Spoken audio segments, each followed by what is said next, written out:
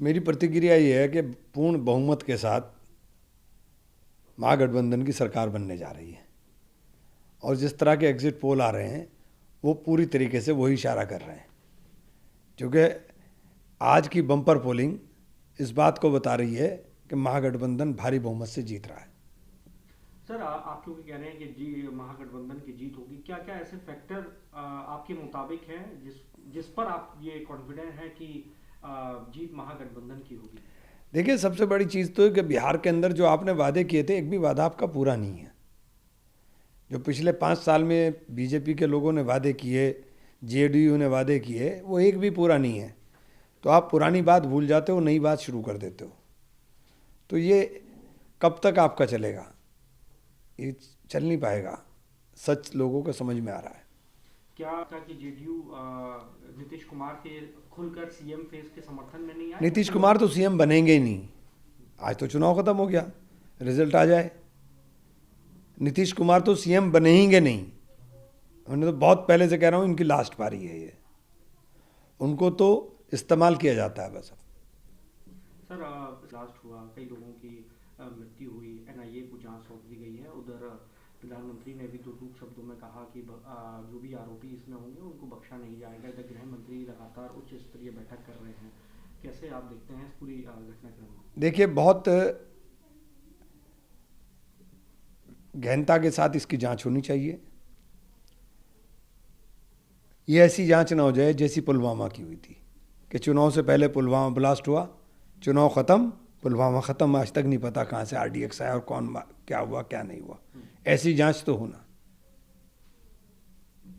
इसके अंदर पता लगना चाहिए कि कौन लोग इसके अंदर शामिल थे। जो बेगुनाह लोग गए हैं, जिनकी जानें गई हैं, उनके परिजनों का हाल देखिए। और दिल्ली के अंदर पार्लियामेंट से 5 किलोमीटर दूर विस्फोट होता है। इससे ज़्यादा दुर्भाग्यपूर्ण बात कोई नहीं हो सकती।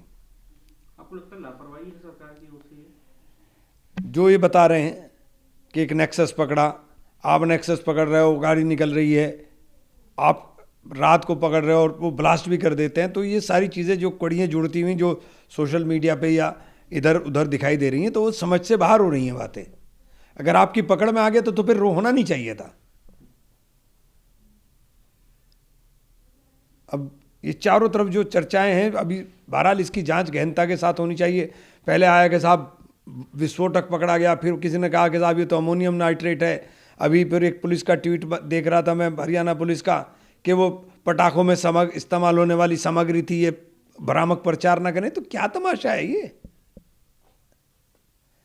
10 लोगों की जान, 12 लोगों की जान चली गई, लोग दहशत के अंदर आ गए। तो इसकी तो बहुत गहराई के साथ जांच होनी चाहिए और इसमें जिम्मेदारी फिक्स होनी चाहिए।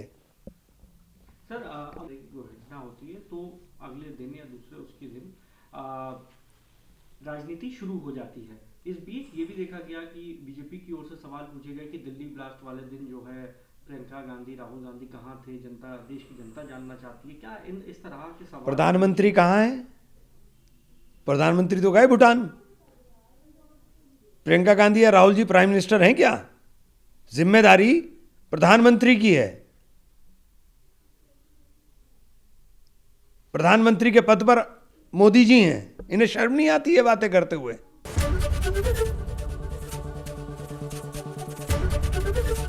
एबीपी गंगा, खबर आपकी, जुबान आपकी।